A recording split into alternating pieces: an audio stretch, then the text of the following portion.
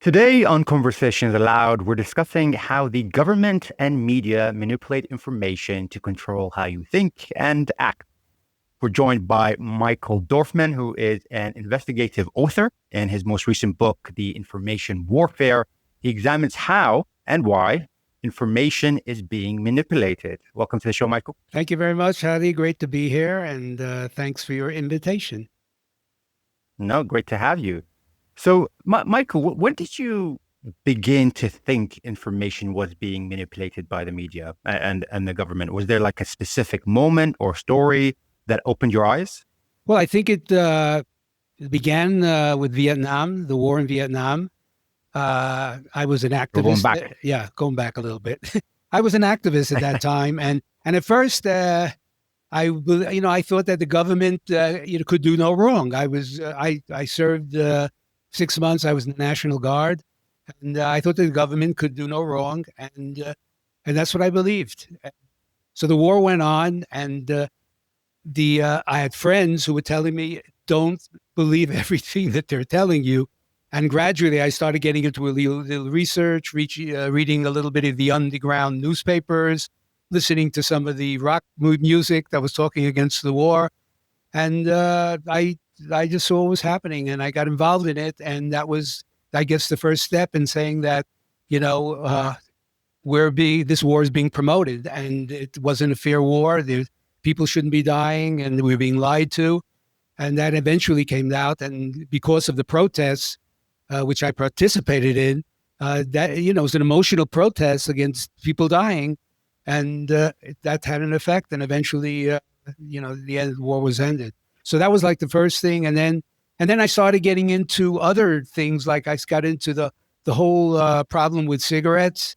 And at that time, cigarettes in the 40s and the 50s, everybody was smoking at that time. In the movies, it was being supported by the doctors and sports people. And so that was like the second point. And I realized that, something was wrong here, because I was doing research about the connection between cigarettes and cancer and heart problems. And yet this was being promoted until the Surgeon General came out with a report that, yes, there's a connection between cigarettes and cancer. Although during those 20 years from like the 1940s to the 1960s, there were already thousands of studies showing the connection. So then I knew that time, who's behind this? Just like the government was behind the war, the cigarette companies were behind the lies with cigarettes, and they had a lot of power. And when you have a lot of power, you have a lot of money. You could put out all the information you want, and you can convince people that no, it's okay to smoke, even though even doctors were saying, no, smoking is great for your health, great for your breath, and you want to lose weight, smoke. So that's what was those two things. That's really interesting. And you think those doctors they knew the reality and they just played on, or why did they go along with it? Because I think that's the power of money. And that's what part of my book is about, the money that's behind so much of the lies and the manipulation of information. So I don't know, maybe they knew, but what wins out? Do you want to go along with it, or you make some money, or do you want to play what your heart is telling you, that what the truth is? So I think the same thing is going on today. So there's a lot of power behind the rewards if you go along with the mainstream, with the media, with the narrative. Yeah. Okay. Going to your book, let's kind of define the battlefield. What does information warfare actually mean in today's context? Well, I guess there are two wars going on. Well, maybe there's a lot more than two wars going on. There's the physical war that's going on, and which is, we see all over the world, whether it's Ukraine, whether it's Israel, whether it's against the Yemen. It's all over. And then you have the information wars, which is what's sort of behind the whole scene of promoting all these wars of, each side is trying to get the information on their side to convince the people who to vote for, who to follow. So I think that's what the information war, we're fighting, who is going to win the information war, who's going to win the war that's Is it going to be one side or the other? And it's going to depend on the power that's pushing it, that's behind the scenes. Yeah. So do you think we can actually say we live in a democracy when there is parties that have so much power that influence us daily when we think we're taking informed decisions? Are we really taking informed decisions? And therefore, can we really say we're in a democratic society when there's so much influence? No, because if the information is one-sided, the only way we could really, make an informed decision if we know the story, both sides, three sides of the story, what's really happening. But when you have the information, some of the information is blocked. We're not allowed to see it, or the information that they want us to hear is so powerful, is on all the media, the mainstream media, and you don't have a desire or an interest or curiosity to check out, well, is this the truth? For me, it's always been, we have to question everything now, especially now. You have to, because there's so much confusion with the information that's coming out. So, in order to really make it a conscious decision, which I believe is like the basis of a democracy, you really have to be open to all sides of the story and realize that we're not in a democracy if the government in power is saying, we're telling you the truth, listening to us, and then and don't listen to that. And that's what happened. That's what started out with, with COVID. We were just told, this is the story, this is the story. And anybody who was against the story was censored, or blocked, and you didn't have a chance to make an informed decision. Yeah. Do you, when you think about media, the media apparatus, do you see it as just a branch of government, or is there just an external influence that wants to align with the government, but the government doesn't control things? Well, I don't know if it's so. I think part of it is the government, but there are other powers that are behind, the people who own the media. The people who own the media, they have their specific beliefs, what they want. If they favor this war, they favor this decision. So it may even be against what the government is saying. So I think there's more. It's not just the government. It's the industries. It's the corporations. It's the deep state. The part of the government that wants, makes money on their wars, and it's like that's what they're interested in. They're not interested in maybe honest, humane decisions. They're interested in what fills their pockets. Yeah, and I think before 2020 probably, saying that there is some collision or the deep state kind of influences the media, that would be straight out conspiracy theories, right? But I think after COVID, after also seeing Biden, with that debate, suddenly the veil was shown of the challenges that he was facing that the media didn't really show before, and we were, for many people, seeing for the first time. I think people's eyes now have opened to the fact that this is the reality and it's not just conspiracy theories anymore, right? Yeah, I totally agree with that. Everything has changed. At first, people, like you were saying, it's like, he's a conspiracy theorist. And I was considered, I was blocked on Facebook. I had my, they wouldn't allow me to promote my page on Facebook. And I remember the first time that I was on a health podcast on Facebook, and it was with Dr. Michael Greger. And he was giving on both YouTube and Facebook, he was giving these conferences where you can actually ask questions. So it was two months before the vaccines came out. It was in November.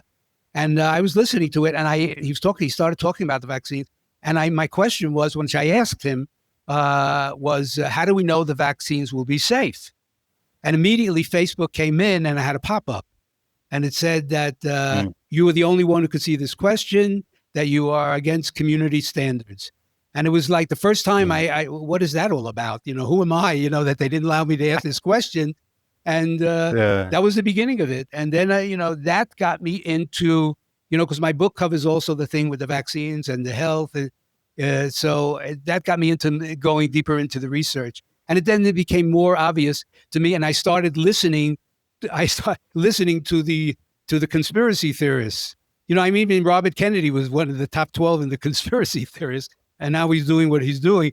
So that was, what was happening, and it was happening here in Mexico as well.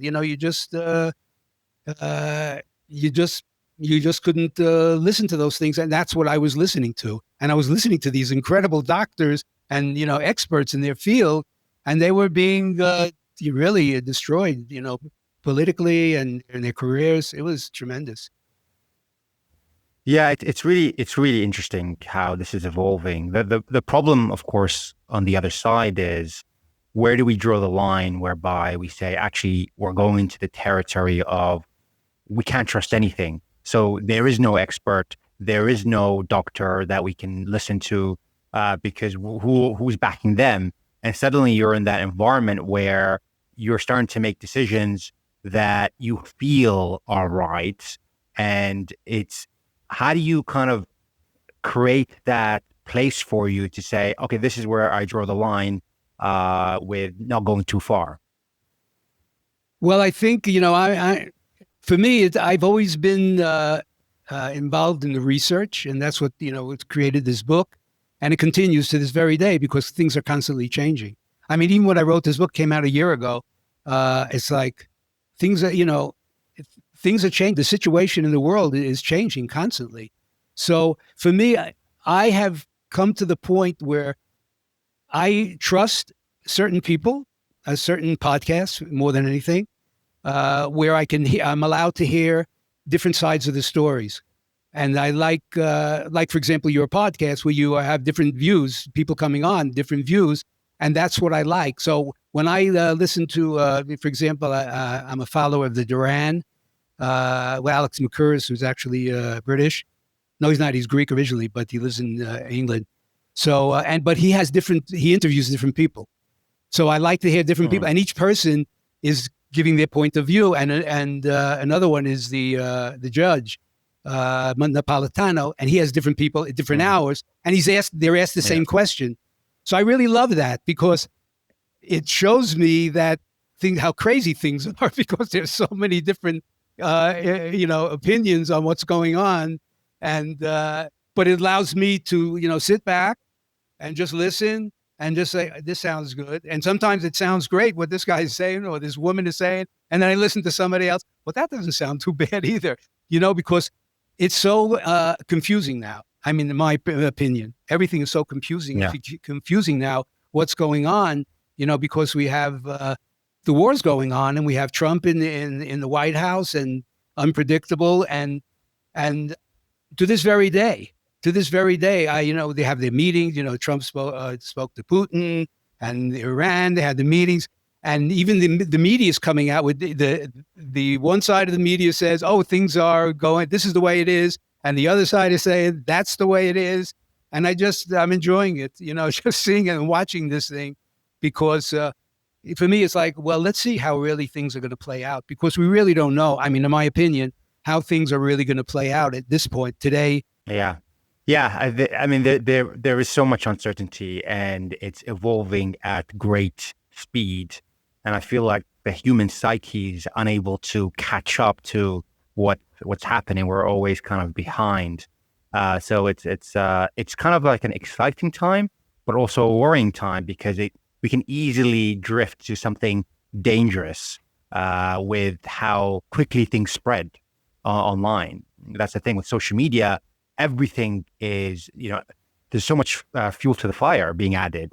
It's an interesting time for sure. Yeah, and the social media. I mean, everybody wants you to click on them, so they just put out these these titles, which is not what they're really talking about, just to get you listening to what they want to tell you. So that's what you have to, really be sharp and see, check out. Oh, I'm not going to listen to this, and he lied to me, just from the very beginning when he said this talk is about this and it wasn't about that, or he has the face of a person that is supposedly going to be on his podcast, and it ends up he's not on the podcast. So I'm not going to listen to that anymore. So it's a constant thing, and there's, it is so crazy. There's so many people they don't even want to hear what's going on, and that's part of the problem too. So they'd rather not. I can't do anything about this. That's what they're telling themselves. This is so crazy.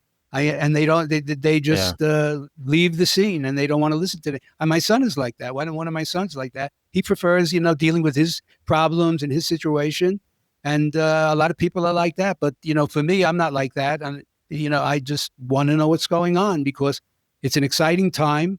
Before COVID, everything was so boring. So now it's really exciting, so in its own crazy way. For sure. Yeah. So when you think about kind of information manipulation, is it designed to polarize, to pacify, to distract, or all of the above, really? I think it's all of the above, especially, even though I live in Mexico, I'm an American citizen. I mean, and it's, you get a new person in power every 4 years. After 2 years, you can elect a new Congress and, House of Representatives. So what are they interested in? And that, concerns me a lot. Are they really interested in what they can do for, the country, for the people of the country? Or they're already thinking about what can they do for their party to remain in power? And that's a difficult situation. And, it's very polarizing. And so I think it's just, a combination of things that are keeping, just to try to keep the people who are in control want to remain in control. It's happening in Europe too. I mean, we see that the elections going on. It's like trying to, maintain power and control because of the way you see things, the way you think you see that what's happening with the war, what's happening in Gaza, and just trying to make sure you're in control. And what does that lead to? Manipulation of other elections. I mean, that's what the United States, the interference in other countries, manipulation of information in other countries. Yeah. And they might even sell it to themselves as doing it for the greater good. We need to do this for the greater good, but it's such a slippery slope. And it could lead to war and kind of what you're discussing there. So when you were doing your research for your book, what was the things that maybe surprised you, even though you're in that world? Or was there anything that surprised you in your research when you were writing the book? Well, one of the things, because, when I see that the crowd or the majority is following a certain way of thought, then I want to find out is that true? Do I go along with that? So I think one of the biggest surprises was the thing with climate change. And so I got into that and I started reading different books on that because I knew from way back because I'm into health, and the importance of eating well and living, a healthy life. I knew that CO2 was the food of the plants.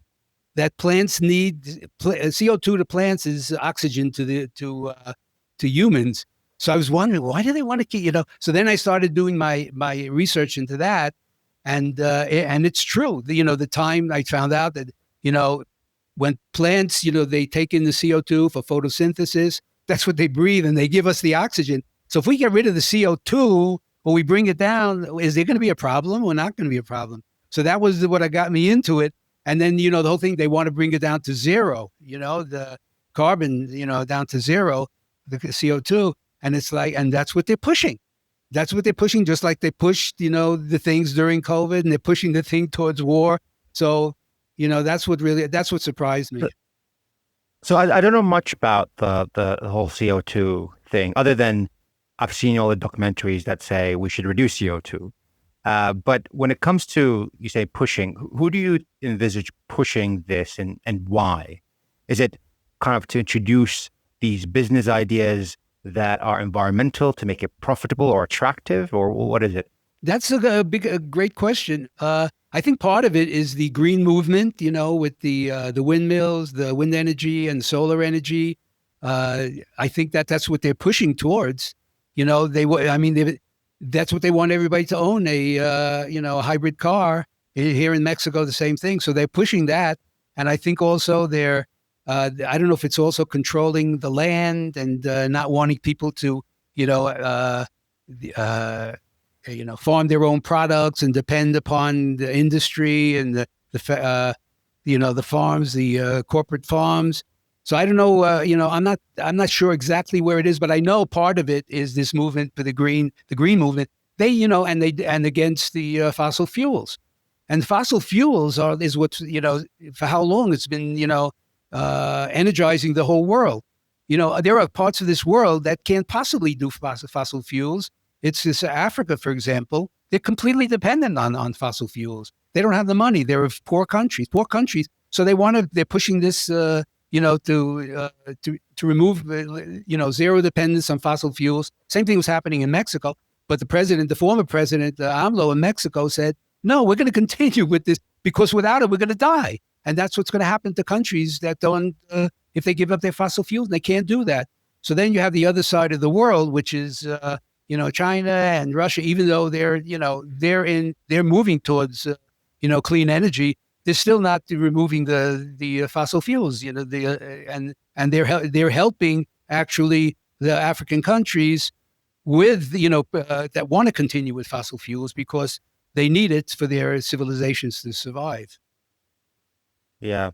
And it's interesting because, when we say the UK is reducing their CO2 emissions, what's really happening a lot of times is that they outsource the production of the things that they used to do over here to places like China, and China produces the CO2. So all in all, we're not really reducing CO2. We're just saying that instead of the CO2 being produced in the UK, it's now produced in China. And it's just a interesting way to think about it, really. Yeah. So how can, I guess in terms of manipulation, information manipulation, is it mostly things that, or how would you recognize, especially without podcasts, where people bring different views and there's like, for example, established media or established newspapers, which are mostly online these days. How do you recognize if the information is manipulating? Is it just that it's one-sided and therefore cannot be trusted, or is there something else that you identify? I think it's more than anything one-sided, like you're saying.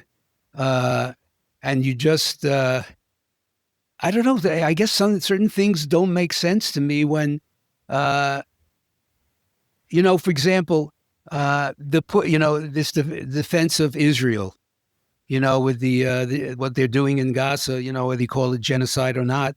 It's like, to me, I'm a humanist. To me, the most important thing is life. And when I see something like that going on, since October 7th, and people supporting that, it's hard to me to, I try to listen to the reasoning. Why are you supporting that? And it's against everything that's human. And I just can't, so that's an example. When I hear one side, and then nothing it's just like so strong, the information, so strong, the support, for, Israel, what they're doing there, it just, it's recognizable to me. So that's one example that no matter what you say, you've got to go against it. The whole world is against it, except, two major countries. Even I think Europe is changing their stance a little bit, in supporting, this genocide. Yeah. Yeah, the information war, for me, the first introduction would be the Israel-Palestine conflict, which is, I've been following it for 20 years. And I remember seeing this booklet that the Israeli government released a couple of years back about how to respond to everything, every question. If you ask about the settlements that happen the illegal settlements that happen in West Bank, that's how you respond to it, to say we've been working together, but they did this, that. And that was my first kind of view of what information warfare looks like. And also at the same time, what it could support, what it could result in. Obviously, what happened in 7 October was horrible, and it's crazy that it did happen. But following that, it's insane what was also allowed to happen. And only now are we seeing countries actually having a red line. I didn't think there would be a red line, given that this has been going on for over a year. But now we're seeing the UK, France, Canada, saying, hang on, there is this red line which you're crossing. And even Trump is taking a stance that we've never seen the U.S. take. There's a lot of things that maybe I don't like about Trump, but when it comes to this aspect, he is actually pushing something that I haven't seen the U.S. push before. Well, I'm hoping that, it does happen, what you're saying, about Trump. About, the AIPAC, the Israeli, the group. Well, it's the lobby in the U.S. It is so powerful. And I don't know if that's the only thing that's, pushing it, but supposedly the AIPAC has these congressmen in their back pockets, and that's why they're getting the support. It's sometimes so crazy because when you say, I'm going to mention Robert Kennedy Jr. because I supported, so many of the things he was in favor of, partially because he was a conspiracy theorist and he was doing great things in against drug companies, the better vaccines and things like that, and yet he supported wholeheartedly the what's happening in Gaza. And when he was on interviews, it was like, even with he was trying to defend it, but it was like, how could you defend? He was trying. How could you defend that by saying, well, I don't know if it's all true what they're saying. Well, that's the thing. There's the show on the outside and who knows what's on the inside, for sure. How can, given that there's just so much information and manipulation, how can everyday people protect themselves from being misled? Are there habits or tools that you recommend for vetting information? You mentioned one, which is to kind of at least be on platforms that show both sides, so you understand different perspectives. Have you found any other habits or tools that has helped you? Well, I think what's really important is that there are certain people that won't change because of the confirmation bias, or belonging to a certain group, groupthink, that they're going to be stuck in because this is what they believe. So I think it may be more difficult for them to change their mind. But to me, it's being open to listening to alternative media, even though not all alternative media is really telling you, the truth, let's say. But I think that's very important, is to be open to that. At least put some time in every day, if possible, every other day, an hour. And just, I follow the Duran very much so. And I've Judge Napolitano and what is it called? Dialogue Works with, I forgot his name. And different people that I follow. And I could I can actually send you a list of people that people who travel to Russia, people who travel to China, people who really find out, who spend some time, who live in Iran. What is life like that? Because we have these concepts, the Western concepts of what is like in other countries, and we don't know what's going on. We really don't know what's going on. Why? Because it's the enemy. During Biden's whole time in office, never once did he want to negotiate. You don't negotiate with a killer. So it's like, if you have that attitude, the one big thing, the incredible thing that Trump is doing, he's negotiating. He's willing to negotiate. And that's the big first step. Negotiate with Iran. I don't know what's going to come out of that. Negotiate with Putin. I don't know what's going to come out of that. With Xi, the same thing.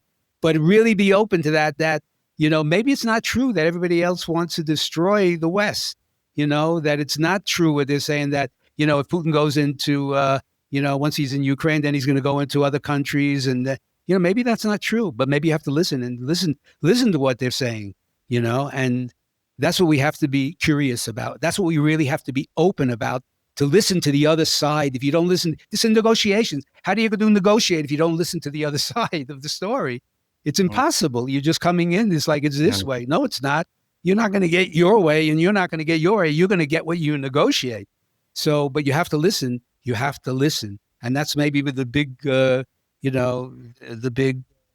solution, or the important solution, is listening to the other side of the story. Yeah.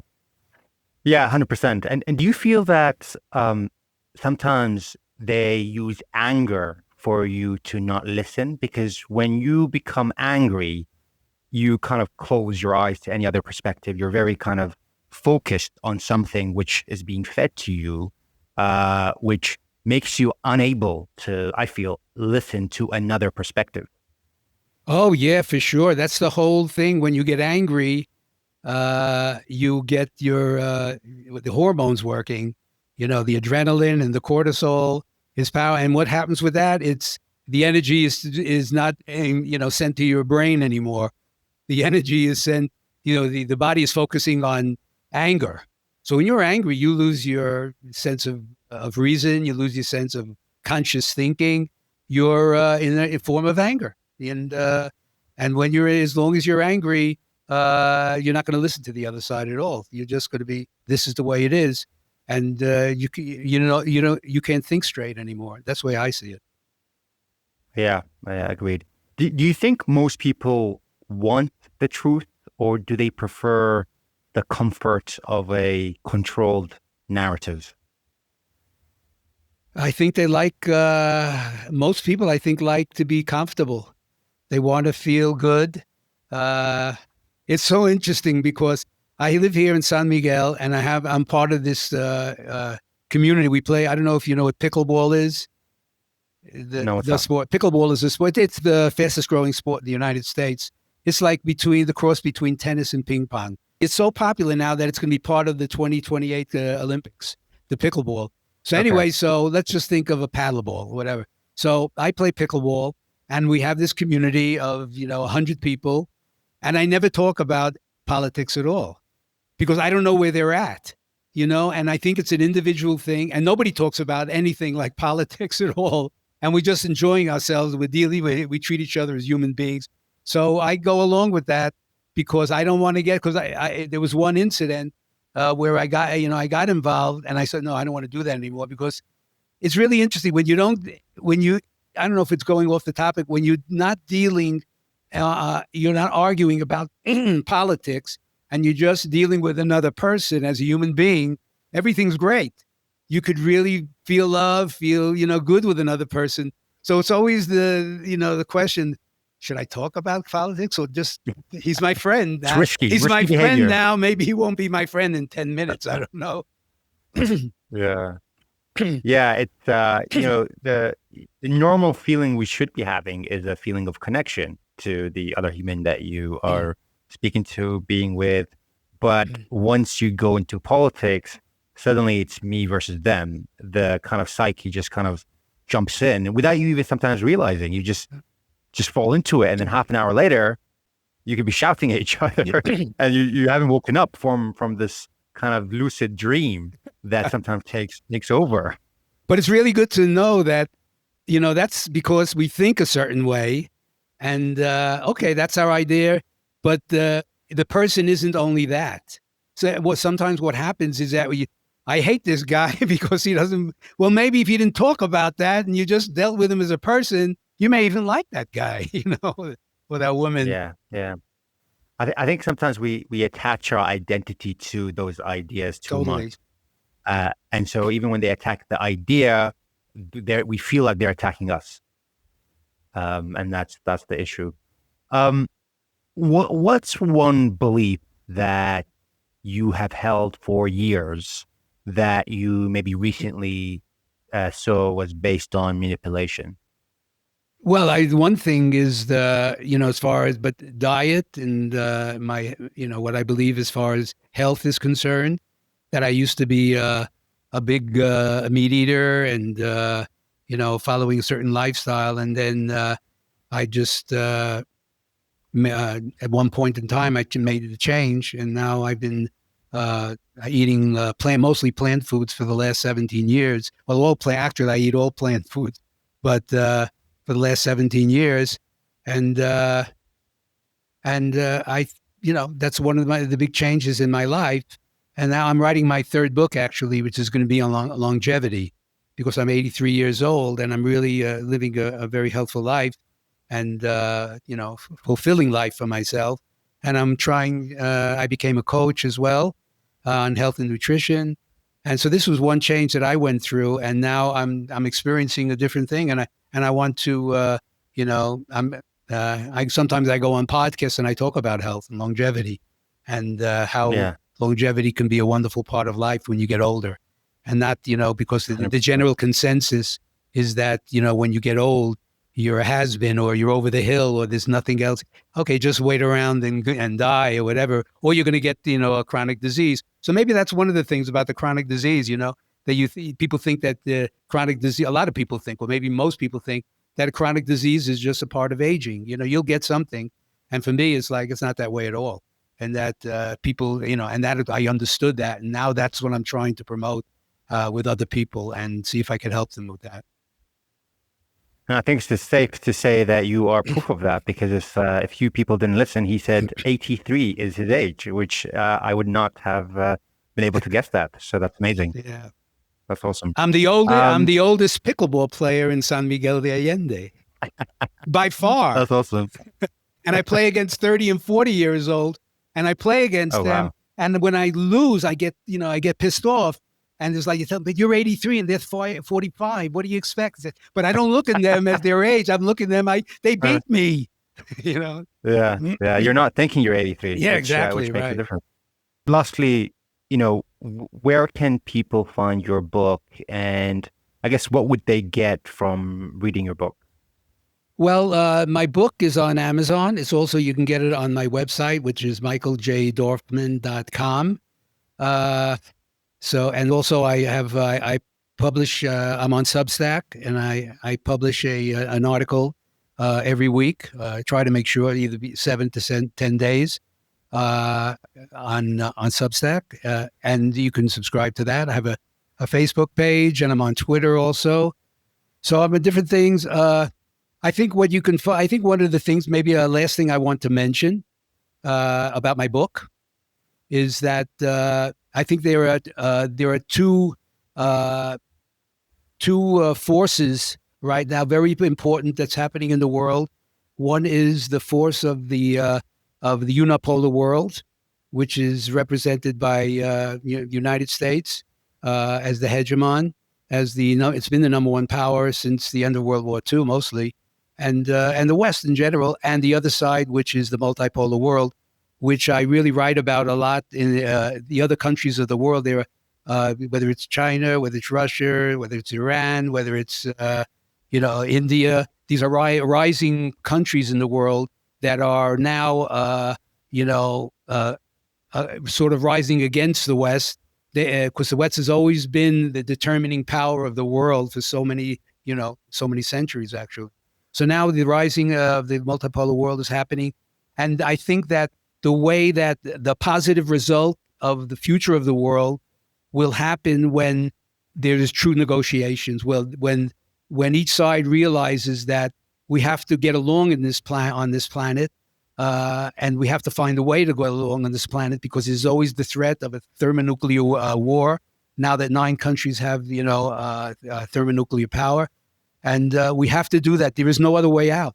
So there has to be peace, and hopefully we're moving towards that. And that's what I think is the best message. And that's why it's important for people to really know that how important it is to get involved and to just at least listen and try to find out what's going on, because this is the big confrontation is happening in the world today. Are we going to have peace, or are we going to have war? Which is a big question right now, for sure. And it's interesting how, as you mentioned, we're moving more towards a multipolar world, where hopefully we're thinking about win-win situations instead of a unipolar world, whereby there's a big bully saying, how can I take advantage of this? Yeah. Time for people. It's time for countries to get together, get along with each other. Yeah, 100%. We definitely need more of that. Michael, it's been a pleasure speaking to you. I'll put in the show notes where people can find you and find your book. Thank you very much. Oh, thank you, Hadi. It's been a pleasure.